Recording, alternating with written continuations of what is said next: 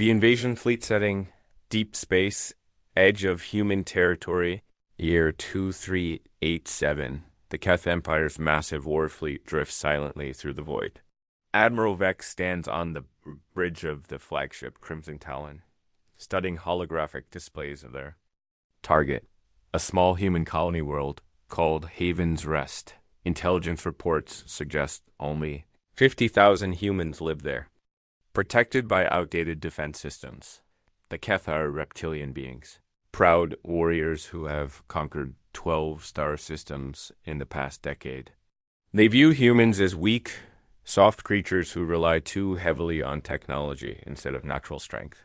Their scales glisten under the bridge lights as Vex addresses his crew of 200,000 warriors spread across 50 warships. Today we begin the conquest of human space, Vex declares. These mammals will learn why the galaxy fears the Keth Empire.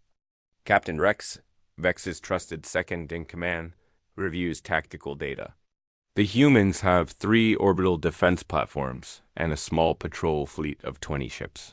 Against the Keth Armada, it seems like a joke. Their weapons are plasma-based, their shields are energy barriers, and their ships follow predictable military formations. The fleet advances into human space, crossing the invisible border marked by ancient treaty. Automated warning beacons activate, broadcasting surrender demands in 17 languages. The Keth ignore them, pushing deeper into the system. On Haven's Rest, colonists go about their daily lives. Farmers tend to crops in vast domed cities. Engineers maintain fusion reactors. Children attend school. None suspect that death approaches from the stars, but in the depths of space, something watches. Human deep space monitoring stations detect the invasion fleet 6 hours before arrival. Emergency protocols activate. Messages race through quantum communication networks to Earth Command, to the Colonial Defense Force, to merchant vessels in nearby systems. The response is swift and quiet. No dramatic speeches or heroic declarations. Just cold, efficient preparation. Admiral Vex notices unusual readings on his sensors as they approach the colony world. Human ships are evacuating the orbital stations. Civilian transports flee toward the outer system. The defense fleet moves into a protective formation around the planet. They run like frightened animals, Rex observes with satisfaction. Good, Vex replies. Fear makes conquest easier. The Keth fleet deploys into a CAC formation. Their ships are biological mechanical hybrids, grown rather than built, with living metal hulls that can heal damage. Weapon ports open like hungry mouths. Shield generators hum with alien energy. As they close to weapons range, the human defense fleet opens fire. Kinetic rounds and energy beams lance out, striking Keth shields. The attacks are fierce, but seem inadequate against superior numbers. Then something unexpected happens. The human ships begin retreating, but not in panic. They move with purpose, drawing the Keth fleet deeper into the system, closer to the planet. A trap? Rex wonders. Vex studies the tactical display. The humans are outnumbered and outgunned. What trap could they possibly set? His sensors show no hidden fleets, no secret weapons platforms. Continue the attack, he orders. The Keth fleet surges forward, eager for victory. Their weapons tear through human shields, destroying several patrol craft. Escape pods flee the burning wrecks. It seems like the beginning of an easy conquest, but as they approach Haven's Rest, Admiral Vex notices something that makes his blood run cold. The planet's surface is changing. What looked like peaceful farming domes are transforming. Metal structures rise from hidden underground bunkers. The ground itself seems to shift and move. Sir, a sensor operator calls out, voice trembling. I'm detecting massive energy signatures across the planet's surface. Whatever those structures are, they're powering up. Rex leans over the tactical display. Could they be weapons? Unknown. Configuration, the sensor operator reports. The energy output is ... significant. Admiral Vex stares at the planet below. For the first time since beginning this invasion, he feels uncertainty. The humans seem so weak, So unprepared. But now, as his fleet hangs in space above their world, he realizes they might have been wrong about these creatures. The human defense fleet has completely withdrawn to the outer system. No more resistance between the Keth and their target. Yet, something feels wrong. The silence is too complete. The victory too easy. Sir, another officer calls out. Long-range sensors are detecting ships approaching from multiple vectors. Human ships, but the configurations are unfamiliar. Vex's eyes narrow. How many ships? Difficult to determine. They're using some kind of stealth technology. Conservative estimate. Several hundred vessels. The Admiral's confidence begins to waver. This was supposed to be a simple conquest. Now they face unknown weapons on the planet below, and mysterious reinforcements approaching from deep space. End of part. One first contact with human warfare, the trap springs Admiral Vex orders his fleet to maintain position while they assess the new threat. The mysterious human ships continue approaching from multiple directions, but their stealth technology makes exact numbers impossible to determine. What troubles him more are those energy signatures building on the planet's surface. Communications? Vex commands. Broadcast surrender terms to the human forces. Standard Imperial Protocol. The message goes out in clear human language. Surrender immediately or face total destruction. You have 1 hour to comply. The response comes back within minutes. A simple transmission from the planet below. Negative. Haven's Rest does not. Surrender. You have entered human space uninvited. Withdraw immediately or face consequences. Captain Rex laughs. Consequences? From these weak mammals? But Admiral Vex notices something in the human voice. No fear, no desperation. Just cold. Determination. It reminds him uncomfortably of how Keth warriors sound before battle.the hour passes in tense silence. Human civilian ships continue fleeing the system while the defense fleet maintains distance. The approaching reinforcements have stopped, just outside weapons range, forming a loose perimeter around the Keth fleet. When the deadline expires, Vex gives the order to attack. All ships open fire on the planet. Target the energy sources first. The Keth fleet unleashes devastating firepower. Plasma beams and kinetic rounds streak toward Haven's Rest. But as the attacks near the planet, something extraordinary happens. The energy signatures they detected suddenly activate. Massive defensive barriers spring to life around the planet. Not energy shields, but something else entirely. The Keth weapons strike what appears to be solid matter suspended in space. There. Most powerful attacks simply ... disappear.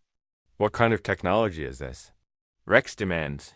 The sensor operator's voice shakes. Sir, those aren't normal shields. They appear to be manipulating space-time itself. Our weapons are being redirected somewhere else. Before Vex can respond, the planet's surface erupts in activity. The structures they observed earlier reveal their true nature.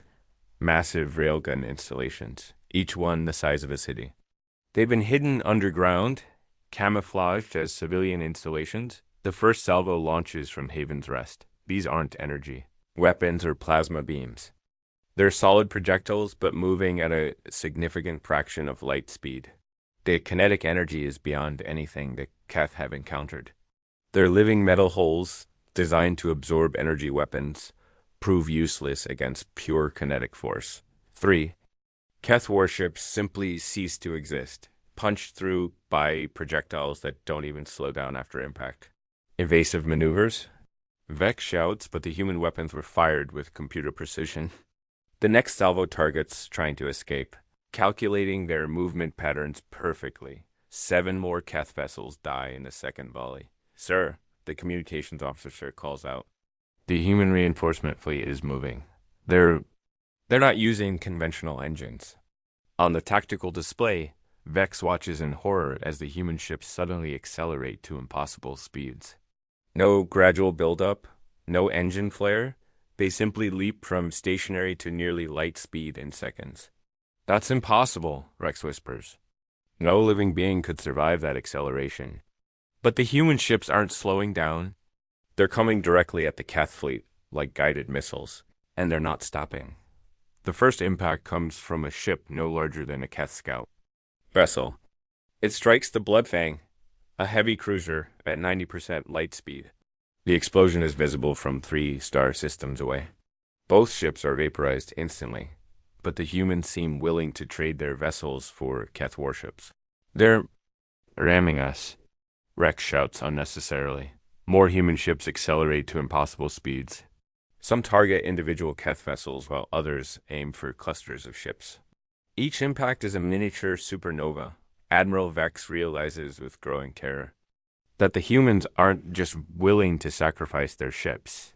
They're doing it with mechanical precision.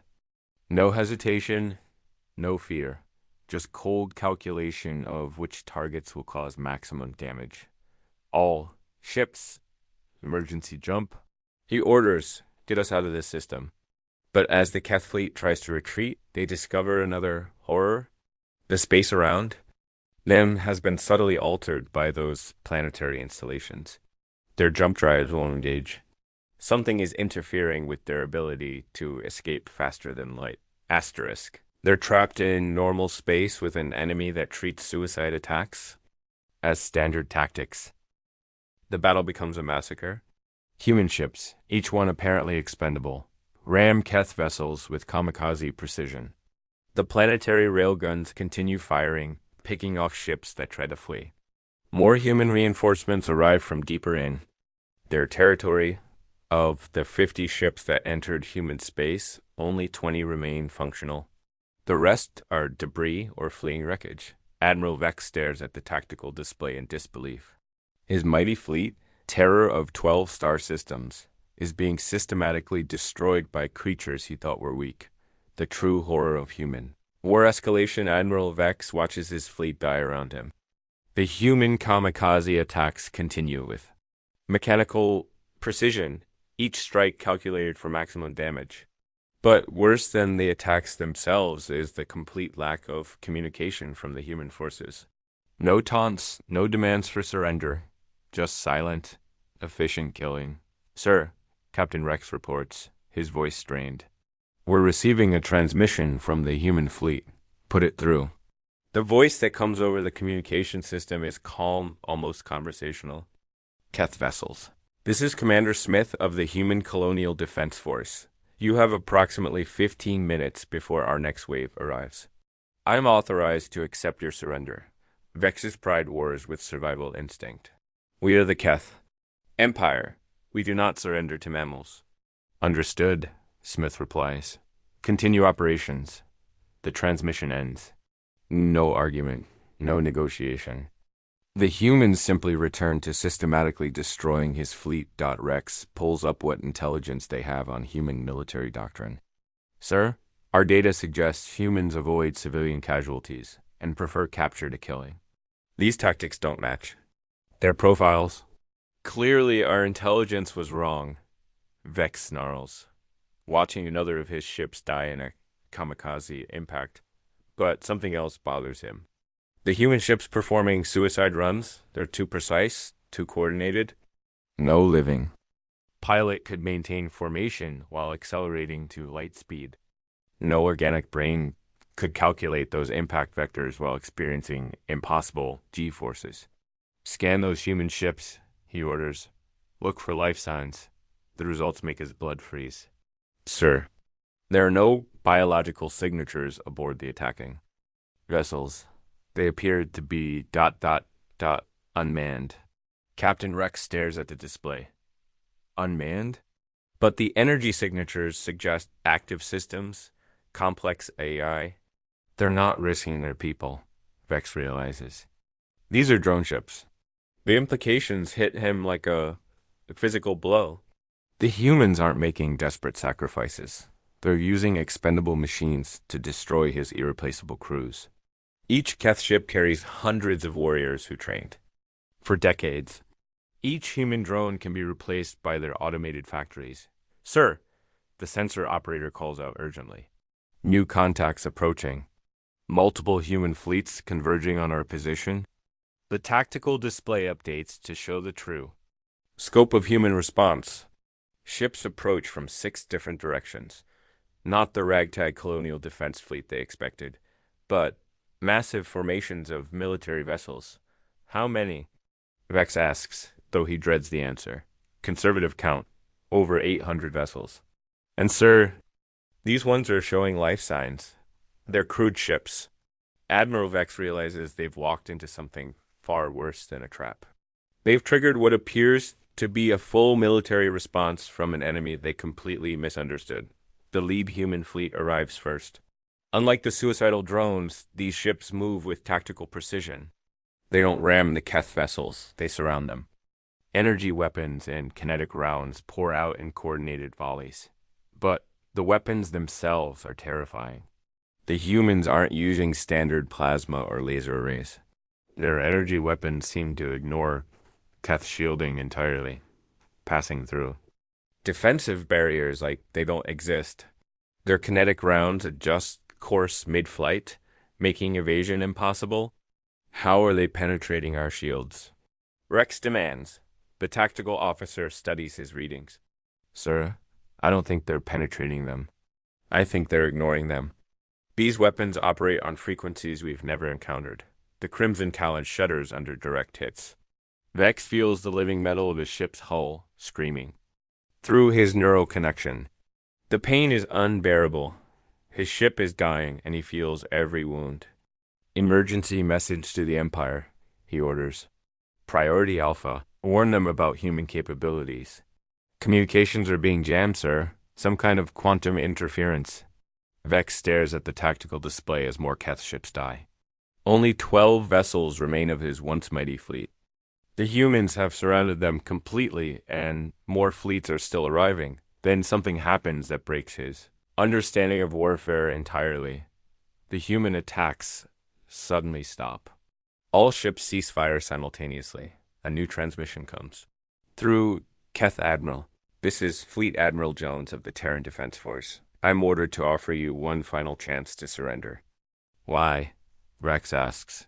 Confusion overriding pride. You're winning. Why offer mercy now? There's a pause before Jones responds. Because what you've seen so far isn't our military responding to your invasion. It's just our automated border defenses. And local colonial militia? Our actual fleet just arrived. On the tactical display, new contacts appear. Not hundreds of ships, thousands. The human reinforcements stretch beyond sensor range in all directions. The ships you've been fighting, Jones continues, were operated by civilians in basic AI. If you continue this engagement, you'll face the human defense fleet. The lone survivor revelation, Admiral Vex, stares at the massive human fleet surrounding. His few remaining ships, thousands of vessels, each one larger and more advanced than anything in his armada. The tactical display shows weapon signatures beyond Keth understanding, technologies that shouldn't be possible. This is impossible, Captain Rex whispers. Our intelligence showed humans as a minor species. Primitive technology, small population, ... Fleet. Admiral Jones's voice returns over the communication channel. Your intelligence was based on our outer colonies and civilian infrastructure. You never encountered our actual military capabilities. Vex's mind races. The Keth Empire has conquered 12 star systems, defeated dozens of species. They are apex predators, evolved warriors. How could they have misjudged these mammals so completely? What are your terms? He asks, the words bitter in his mouth. Unconditional surrender of all remaining vessels. Your crews will be treated according to interstellar law. You will be returned to your territory with a message for your empire. And if we refuse? The pause before Jones responds is telling. Admiral, you invaded our space and attacked our civilians. We have every right to destroy you completely. The offer of mercy is ... limited time. Around them, human ships begin moving into attack formations. These aren't the crude ramming attacks they faced earlier. These formations speak of tactical sophistication that makes Keth military doctrine look primitive. Vex looks at his remaining ships. 12 vessels, crews wounded and dying, weapons depleted. against thousands of human warships with technology that makes their shields useless. Captain Rex, he says quietly, prepare surrender protocols. Sir, we are Keth warriors. We cannot waste lives uselessly. Vex snaps. Someone must survive to warn the Empire. The surrender transmission goes out. One by one, his remaining ships power down weapons and shields. The Crimson Talon feels like it's dying as its combat systems shut down. Asterisk human ships approach cautiously. Boarding shuttles launch from several vessels. Vex watches through his ships. Sensors as human marines in powered armor board his ships. They move with professional efficiency, securing areas and treating wounded Keth with surprising gentleness. The humans who board the Crimson Talon are smaller than Keth warriors, but their equipment is clearly superior. Their armor incorporates technologies Vex doesn't recognize. Their weapons hum with contained energy that makes his scales itch. Admiral Vex, the lead Marine says through a translation device, I'm Colonel Martinez. You and your crew are now prisoners of war. Your people fight differently than we expected, Vex admits. Martinez removes his helmet, revealing a scarred human face. Most species don't expect much from humans until they attack our colonies. Then they learn. Over the following hours, Vex witnesses something that shakes his worldview. The humans don't execute prisoners or torture information from them.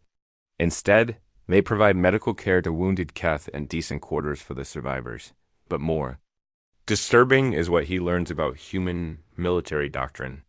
You used unmanned ships for the initial attacks, he says to Colonel Martinez during an interview. Standard procedure. Why risk lives when machines can do the job? But your people, they seemed willing to sacrifice themselves. Martinez looks puzzled. Those were drones, Admiral. We don't waste human lives unnecessarily. That's why we build better machines. The implications horrify Vex. Keth value personal combat, individual heroism. But humans have created artificial warriors that fight without fear, without hesitation, without self-preservation instincts. How many of those drones do you have? Classified, Martinez replies. But our automated shipyards produce them faster than most species can build traditional vessels. Vex realizes they've encountered something unprecedented. A species that has industrialized warfare itself. Days pass in captivity. Human technicians study Keth ships with polite efficiency. They don't steal technology so much as catalog it, like scientists examining interesting specimens. Your weapons are impressive, a human engineer tells Rex. Biological-mechanical integration is elegant. But your defensive systems have some obvious weaknesses. Obvious to you, perhaps, Rex replies bitterly. Well, yes. Energy-based shields are vulnerable to quantum tunneling weapons. Basic physics. Rex stares at the human. What this creature calls basic physics is completely unknown to Keth science. Finally, Fleet Admiral Jones visits Vex, personally. You'll be released tomorrow, Jones informs him. Your ship will be repaired enough for interstellar travel. You'll carry a message to your empire. What message? Human space is closed to Keth vessels. Any future incursions will be met with full military response. We prefer peace, but we're prepared for war. You're releasing us? Why? Jones studies him carefully. Because someone needs to tell your people what happened here. What they're facing if they continue this path. That night, alone in his quarters, Vex contemplates the magnitude of their miscalculation. The Keth Empire had attacked what they thought was a weak species. Instead, they'd awakened something terrifying. Returned to the Empire 3 weeks later, Admiral Vex stands alone on the bridge of the Crimson Talon as it limps back into Keth space. The ship bears scars from human weapons, wounds that the living metal cannot fully heal. Of his mighty fleet of 50 warships and 200,000 warriors, only his flagship returns. He is the sole survivor of the Keth Empire's greatest military disaster. The journey home gave him time to process what he witnessed. The humans had repaired his ship with casual efficiency, installing some of their own technology to ensure he could reach Keth territory. They'd provided detailed star charts and even medical supplies for his journey. Their mercy felt more terrifying than their weapons. Keth Command contacts him as soon as he enters Imperial space. Admiral Vex, report your status. Where's the rest of the fleet? The fleet is gone, he transmits back. All ships lost. I carry urgent intelligence for the High Command. The silence that follows lasts several minutes. Finally, proceed to the capital immediately. The flight to the Keth homeworld takes 2 days. During that time, Vex prepares his report, knowing that what he witnessed will be almost impossible for his people to believe. The Keth High Command assembles in their war chamber, a massive hall carved from living rock. The 7 supreme generals, each a veteran of dozens of campaigns, wait to hear his explanation for the greatest military defeat in Keth history. Report orders Supreme General Drac, the highest-ranking military officer in the Empire. Vex activates holographic displays showing his fleet's destruction. The assembled generals watch in stunned silence as human drones ram Keth warships, as planetary defense systems tear through Imperial shields, as thousands of human vessels surround the survivors. This is impossible, General Kex declares. Our intelligence showed humans as a minor species, primitive technology, limited military capacity. Our intelligence was wrong, Vex replies grimly. Everything we thought we knew about humans was wrong. He shows them recordings of human technology, weapons that ignore energy shields, ships that accelerate to impossible speeds, artificial intelligences that coordinate attacks with inhuman precision. They don't fight like any species we've encountered, Vex explains. They use machines for initial attacks, preserving their own lives while destroying ours. Their industrial capacity exceeds anything in our database. They can replace losses faster than we can inflict them. General Moore, youngest of the Supreme Command, leans forward. You said only your ship survived. How? Why did they let you go? To deliver a message, Vex admits reluctantly. Human space is now closed to Keth. Vessels. Any future incursions will face their full military response. The generals murmur among themselves. The concept of releasing enemies to carry messages seems alien to Keth warrior culture. What is your assessment of human military capability? Supreme General Drac asks. Vex takes a deep breath before answering. Based on what I observed, if humanity chose to invade Keth space, we could not stop them. Shocked silence fills the chamber. No one has ever made such a statement about Keth military supremacy. Explain, Drac orders coldly.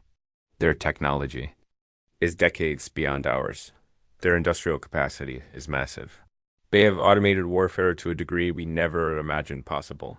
And most importantly, Vex pauses, knowing his next words will be considered heretical. They're smarter than us. General Keck slams his fist on the stone table. Impossible. Keth are apex predators. Natural warriors. Yes, Vex agrees. We're natural warriors. But humans are artificial warriors. They've engineered themselves beyond natural limitations. They've created machines that think faster, fight harder, and die without fear. He shows them more recordings, human engineers casually discussing technologies the Keth comprehend. Human Marines treating wounded Keth with professional medical care, human officers making tactical decisions with computer-like precision. They offered terms, Vex continues. Peace, if we stay out of their space, but if we continue aggressive expansion toward human territory, ... we bow to no species, General Moore declares. Then the Keth Empire will cease to exist, Vex states. Flatly, I watched them destroy our fleet like we were children playing with toys. This wasn't their main force. These were colonial militia and automated defenses. Their actual military never even engaged. The chamber falls silent as the implications sink in. Supreme General Drac finally speaks. What do you recommend? Admiral Vex, sole survivor of humanity's demonstration of power, looks around at the assembled leadership of the Keth Empire. We expand in other directions, he says quietly. We find species we can actually defeat. And we pray to whatever gods watch over warriors that humanity never decides we're a threat worth eliminating. The meeting ends with no formal decision. But Vex knows the truth. The age of Keth expansion toward human space is over. Some battles end with victory. Some end with defeat. This one ended with wisdom. The end asterisk.